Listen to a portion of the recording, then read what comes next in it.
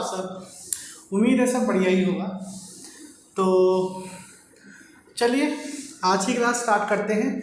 आज की क्लास में हम accountancy 11th class chapter number 2 basic accounting terms continue कर रहे हैं। लास्ट क्लास में हमने आपको ड्राइंग्स तक डिस्कस कर लिया था, ठीक है। चलिए आगे कंटिन्यू करते हैं। सबसे पहले जो हमारे आज का क्लास का टॉपिक है वो है liabilities. Liabilities mean amount owed payable by the business. देखो लायबिलिटी का मतलब क्या होता है, जो हमें पेबल करना है, ठीक है, जो हमें पे करना है, ठीक है। Liability towards the owner. अब liability towards the owner, proprietor और partners of the business is termed as the internal liability. अब देखिए यहाँ पर लायबिलिटी को दो हिस्सों में क्लासिफाई कर रखा है। एक है हमारी इंटरनल लायबिलिटी और एक है हमारी एक्सटर्नल लायबिलिटी। अब देखो इंटरनल लायबिलिटी में यहाँ पर जो एग्जांपल लिया गया है वो ये कहा जा रहा है जैसे कि प्रोप्राइटर की जो कैपिटल होती है ना, मैंने आपको बताया था जो प्रोप्राइटर होता है यानी कि ओनर, वो बिजनेस के अंदर क्या लगाता है बच्चों, कैपिटल लगाता है। तो जो कैपिटल बिजनेस के अंदर लेकर आ रहा है और बिजनेस एंटिटी कॉन्सेप्ट के अकॉर्डिंगली बिजनेस अलग है और ओनर अलग है। तो ओनर ने जब बिजनेस के अंदर कैपिटल लगाई है तो वो कैपिटल बिजनेस के लिए क्या बन जाती है, लायबिलिटी, क्योंकि आपने उस बिजनेस के अंदर पैसे लगाए हैं। तो क्या चाहते हैं आप चाहते हैं प्रॉफिट। तो वो हो गई हमारी इंटरनल लायबिलिटी। बिजनेस की इंटरनल लायबिलिटी होगी ना, अपने अंदर ही अंदर, अपने घर के अंदर जो लायबिलिटी हमें पे ऑफ करनी है, that is called a internal liability, ठीक है। आगे चलते हैं। On the other hand liability towards the outsider, जो लायबिलिटी आउटसाइडर्स के लिए होती है, ठीक है, that is other than the owner, proprietor और partners is terms the external liability. अब देखो इंटरनल का नाम से पता चल रहा है जो घर की हो गई, एक्सटर्नल मतलब जो घर से बाहर है। देखो external liability arise because of credit transactions और लोन टेकन। अब जो एक्सटर्नल लायबिलिटी है वो किस तरह से अराइज होती है, आपने या तो क्रेडिट ट्रांजैक्शंस की होंगी, आपने क्रेडिट के अंदर क्या किया होगा, परचेज किया होगा, उधार में आपने ट्रांजैक्शंस की होंगी, परचेज की, ठीक है, या फिर आपने लिए होंगे लोन लिए होंगे। Examples of external liability are creditors, bank overdraft, long term borrowings and other liabilities. अब देखो यहाँ पर एक्सटर्नल लायबिलिटीज के और भी एग्जाम्पल हमें यहाँ पर दे रखा है। कहता है सबसे पहले क्या बोल रहा है बच्चों, क्रेडिटर्स।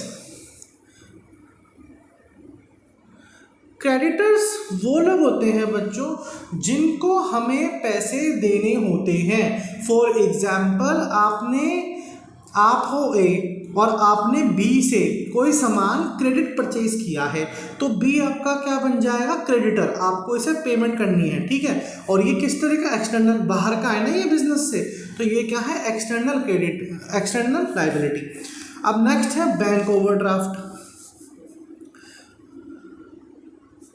बैंक ओवरड्राफ्ट, अब देखो बैंक ओवरड्राफ्ट ना एक प्रॉपर टर्म है। देखो बैंक ओवरड्राफ्ट क्या होता है ये भी मैं आपको अभी समझा देता हूँ, आगे आएगा तो आगे भी समझा देंगे।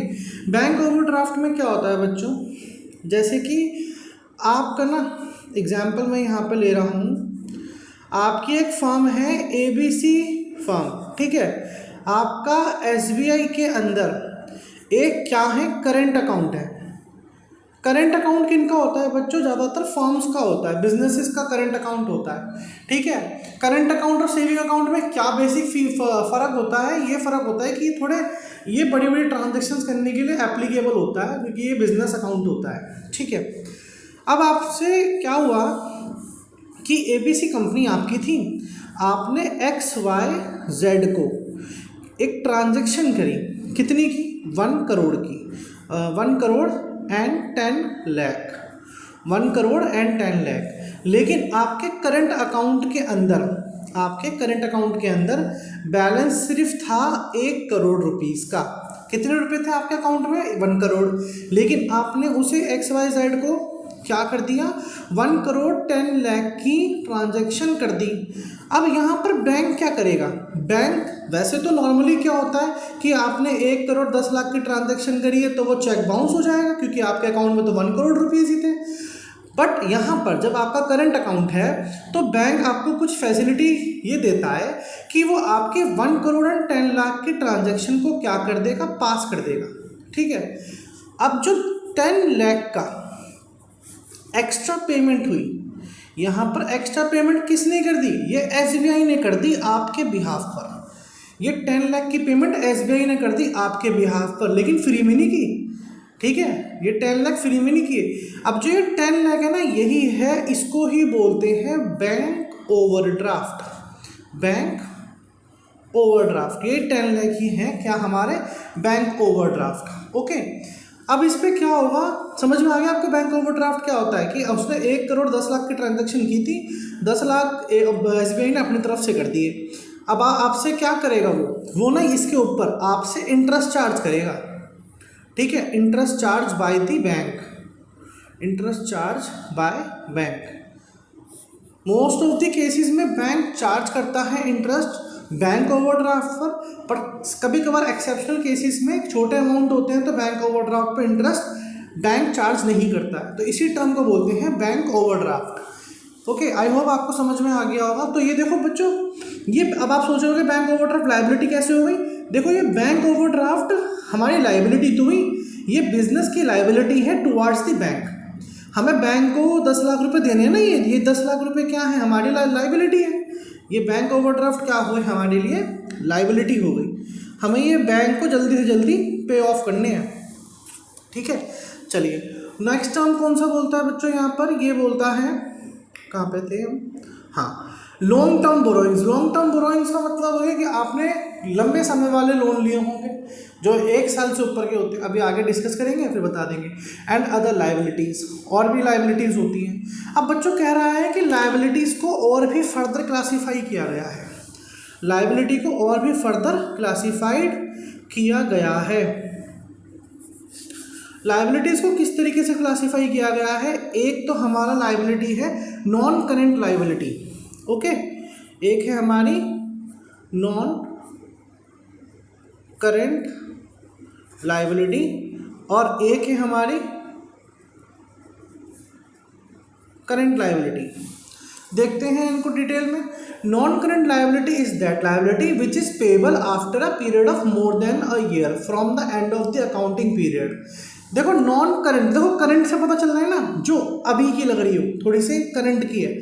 नॉन करंट जो अभी आपको पे ऑफ नहीं करनी है, देखो लायबिलिटी तो पे ऑफ करनी है ना, तो यहाँ पर ये नॉन करंट लायबिलिटी का मतलब ये कह रहा है जिसमें मोर देन 1 ईयर में, मोर देन 1 ईयर में आपको लायबिलिटी क्या करनी होती है, पे करने होते हैं। 1 साल के बाद जो ज़्यादातर होते हैं, बड़े बड़े लोन ले रखे होते हैं, तो वो आपको 1 साल के बाद ही पे करने होते हैं, मतलब बहुत ज़्यादा टाइम है उसके अंदर अभी, तो वो हो गई नॉन करेंट लायबिलिटी। और करेंट लायबिलिटी कौन सी हो गई, देखो यहाँ पर इन्होंने एग्जाम्पल भी दे रखा था। Example of non current liability are long term loans. Example में यहाँ पे दे रखा है लॉन्ग टर्म लोन्स, जो आपने 1 साल से ज़्यादा के ड्यूरेशन के लिए लिए होंगे, और debentures etcetera. Current liability is that liability which is payable with in 12 months from the end of the accounting period. Current liability कौन सी लायबिलिटी होती है, जो कि हमें 12 महीने के अंदर अंदर पे ऑफ करनी होती है, या फिर किसी अकाउंटिंग पीरियड के अंदर पे ऑफ करनी होती है, उसे हम करंट लायबिलिटी कहते हैं। ठीक है, तो यहाँ पर आप बोल देना विद इन 12 मंथ्स, मतलब 1 साल के अंदर जो पे करने हैं ना हमें पैसे, उसे हम क्या बोलते हैं बच्चों, करंट लायबिलिटी बोलते हैं। एग्जाम्पल यहाँ पर दे रखा है हमको, example of current liability are creditors. Example में यहाँ पर हमें दे रखा है क्रेडिटर्स। क्रेडिटर्स कौन होते हैं, जिनको हमें पैसा देना है, तो भाई जो क्रेडिटर होगा उसको 1 साल के अंदर अंदर हमें पेमेंट करनी है, so that is are current liability. Bills payable, ये भी आगे आएगा, मैं आपको आगे बताऊंगा ये बिल्स पेबल क्या होता है। बिल्स पेबल भी एक तरीके से होता है कि क्रेडिटर का एक एडवांस फॉर्म है, क्रेडिटर का एक एडवांस फॉर्म है।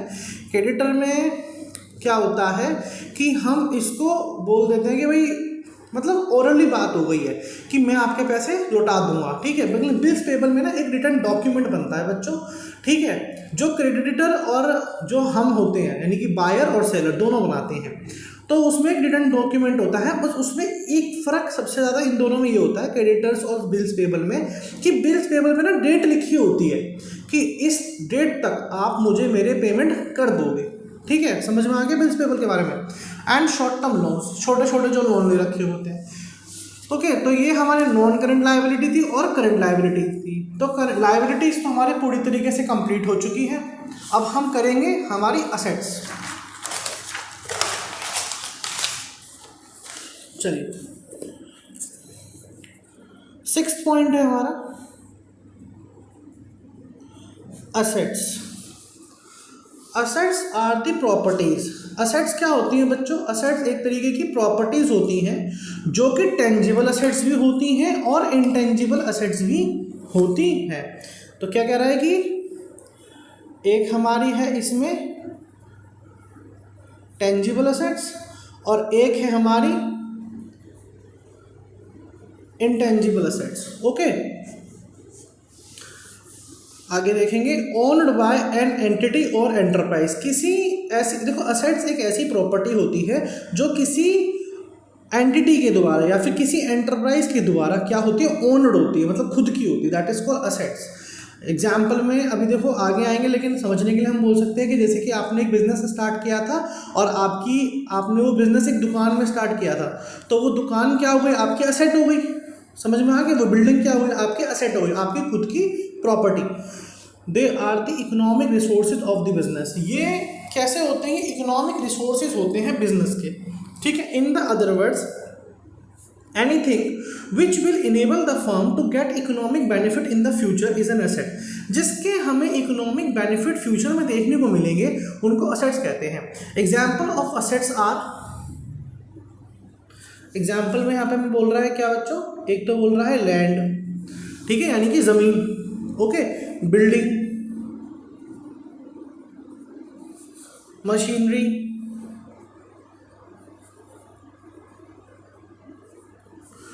फर्नीचर, स्टॉक, डेटर्स,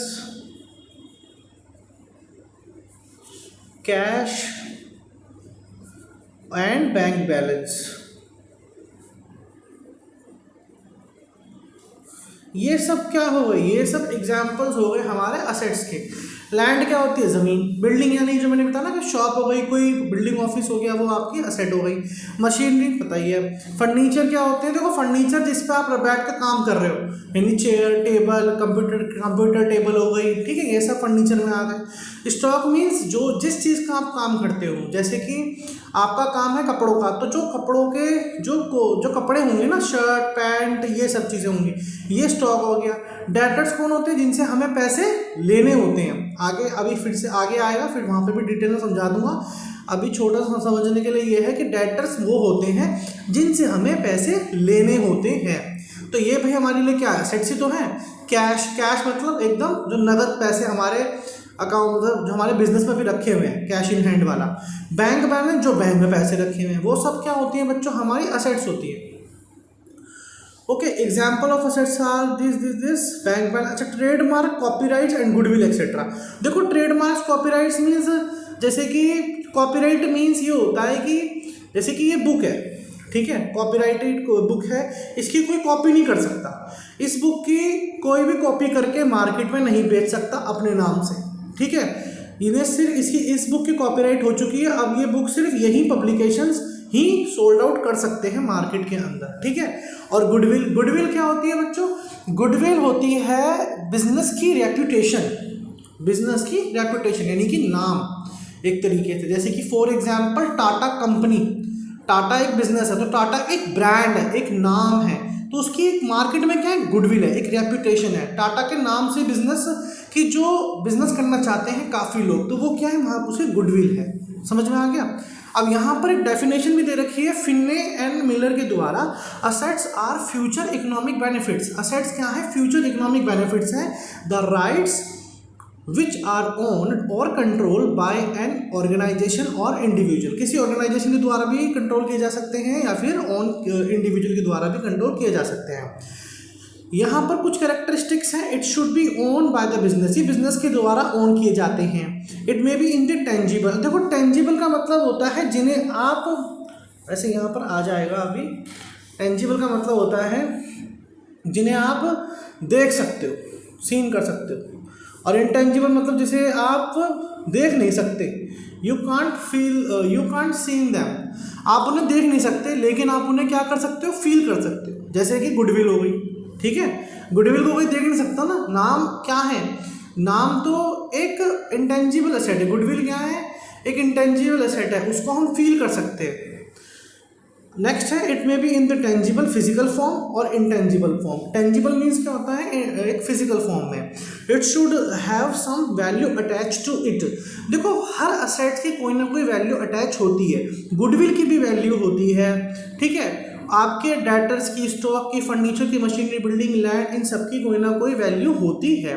नेक्स्ट है, it should be capable of being measured in money term, ये जो असेट्स होते हैं इनको मनी टर्म में हम क्या कर सकते हैं, मेजर कर सकते हैं।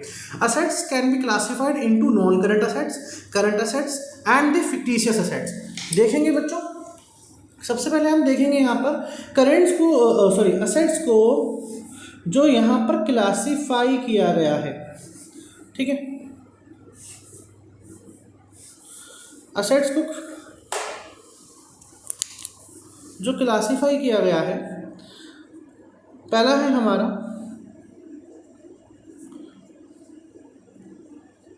Non current assets. चलिए एक एक करके देखेंगे। Non current assets are those assets which are held by an entity और enterprise not with the purpose to resale. देखो क्या बता दिया यहाँ पर कि इसका कोई पर्पस नहीं होता, पर्पस टू रीसेल, इसे अभी हमें आगे बेचना नहीं है, पर नो पर्पस टू रीसेल, इसे हमें आगे नहीं बेचना, ठीक है। Not with the purpose to resale but are held either as investment और to facilitate business operations, business operations करने के लिए, ठीक है, बिजनेस ऑपरेशंस करने के लिए ये असेट्स रखे जाते हैं, ठीक है। For example of the non current assets are fix assets, ठीक है, फिक्स असेट्स भी आते हैं एग्जाम्पल में, non current investment, long term loans and advances and other non current assets, ठीक है। जैसे कि सबसे पहले हम देखो यहाँ पे फिक्स असेट्स के बारे में पढ़ रहे हैं। Fixed asset,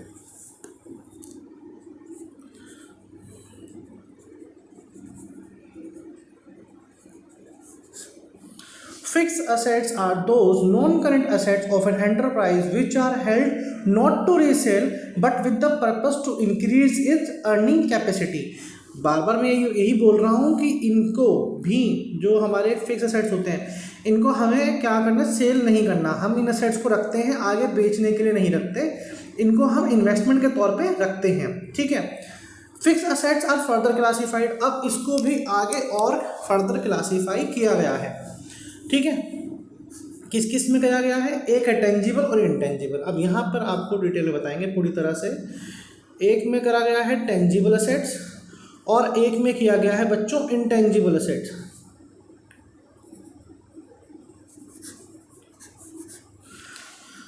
tangible assets are those assets which have in the physical existence, जिनकी कोई क्या होती है, कोई ना कोई फिजिकल एग्जिस्टेंस होती है,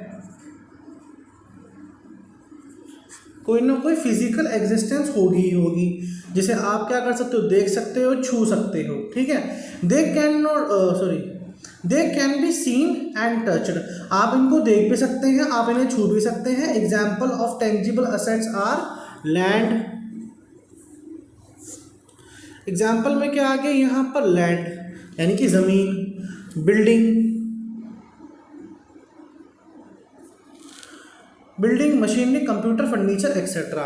मशीनरी भी आ जाएगी आपकी, ठीक है, कंप्यूटर भी आ जाएगा आपका और आपका फर्नीचर भी आ जाएगा। अब देखो एक एक करके समझाते हैं। देखो ये लैंड क्या होती है, मैंने आपको बताया था ना, जिस पर आपने अपना कोई बिजनेस स्टार्ट किया है या फिर आपकी कोई फैक्ट्री है, तो ये आपकी क्या है, टेंजिबल असेट है। अब इस लैंड को आप बेचना थोड़ी ना चाहते हैं, आप तो इसके ऊपर काम कर रहे हैं।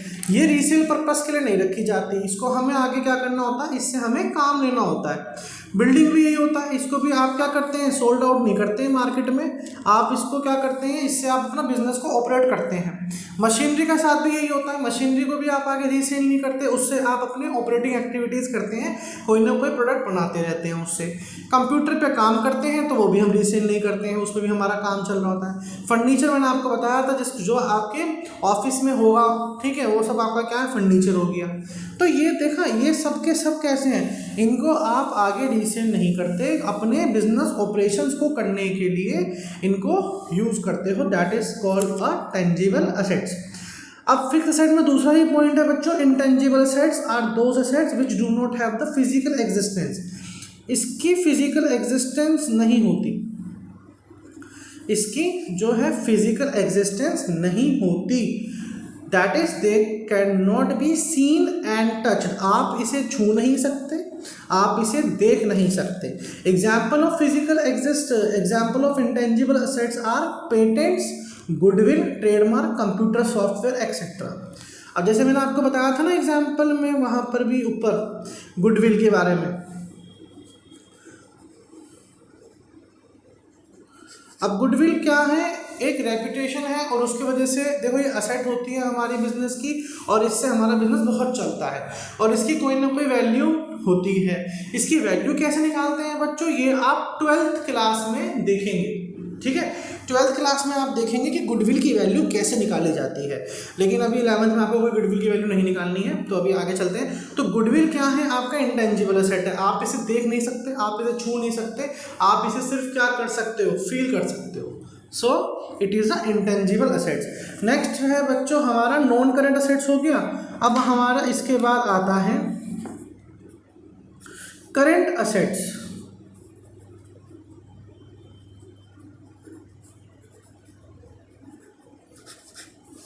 देखते हैं, current assets are those assets which are held by an entity और enterprise with the purpose of converting them into cash within a short period. देखो इसमें यहाँ पर यह कहा जा रहा है कि करंट असेट्स वो असेट्स होते हैं जो किसी एंटिटी के द्वारा रखे जाते हैं with the purpose of converting them, इनको हम कन्वर्ट करेंगे कैश के अंदर with in a short period of time, that is 1 year. जो असेट 1 साल के अंदर कैश की फॉर्म में कन्वर्ट किए जा सकते हैं उनको करंट असेट्स कहते हैं। For example, goods are purchase with a purpose to resale. जो गुड्स आपने परचेज किए हैं, ठीक है, आगे बेचने के लिए, that goods are called a current assets. And purpose to resale and earn profit, debtors, जो प्रॉफिट आपको उससे अर्न होगा, debtor exist to convert them into cash. अब करंट असेट्स में देखो यहाँ पर एक एग्जांपल उन्होंने दे रखा है, डेटर्स। अब डेटर्स में यहाँ पर क्या बोल रहा है कि डेटर्स वो होते हैं जिनसे हमें पैसे लेने होते हैं, ठीक है। तो ये भी क्या है, 1 साल के अंदर ही कन्वर्ट हो जाएंगे कैश की फॉर्म में, उनसे हमें पैसे मिल जाएंगे।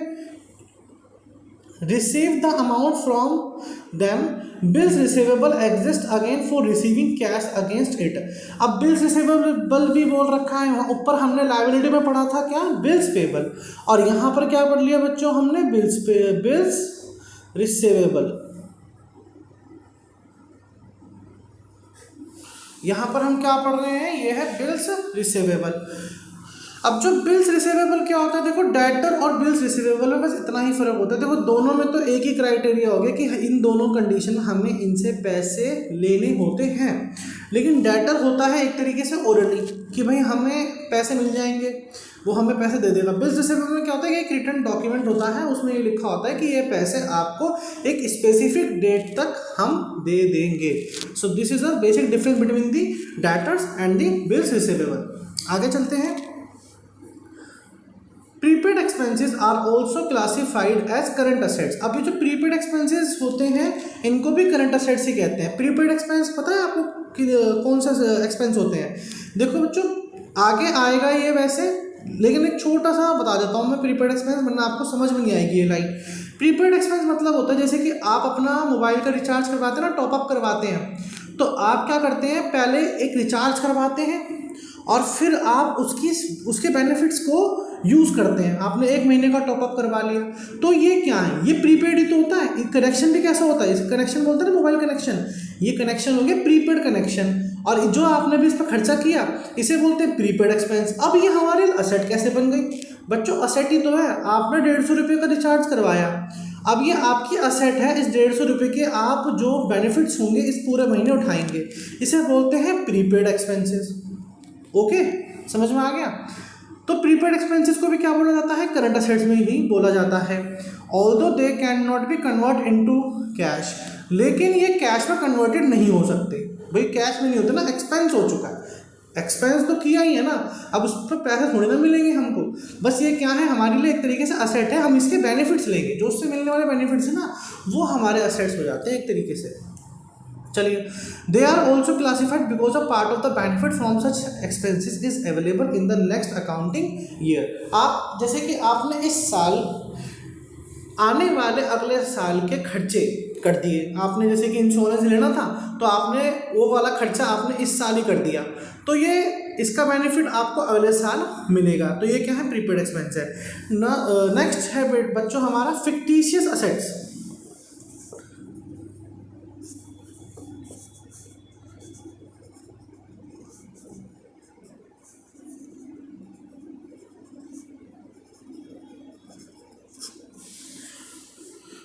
ध्यान से पढ़ेंगे। Fictitious assets are those assets which are neither tangible assets nor intangible assets.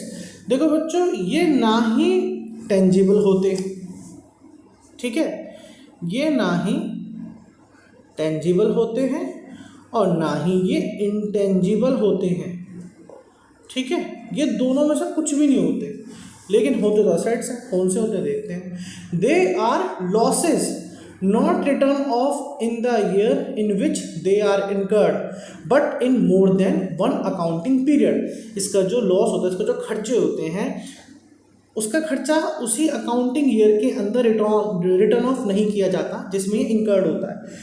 ये जब भी रिटर्न ऑफ किए जाएंगे जब जब इसका एक्सपेंस क्या होगा? इंकर्ड होगा उस अकाउंटिंग पीरियड के अंदर।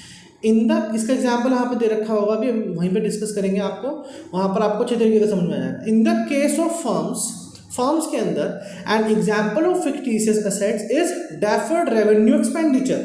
ऐसे एक्सपेंडिचर्स को जो बोलते हैं फिक्टिशियस असेट्स के अंदर कौन सा एग्जाम्पल दिया गया है? Deferred revenue expenditure.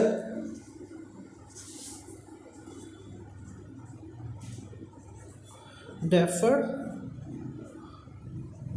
Revenue expenditure. अब deferred revenue expenditure such as advertisement expenses, advertisement expenses. अब देखो एडवर्टाइजमेंट एक्सपेंस कैसा होता है।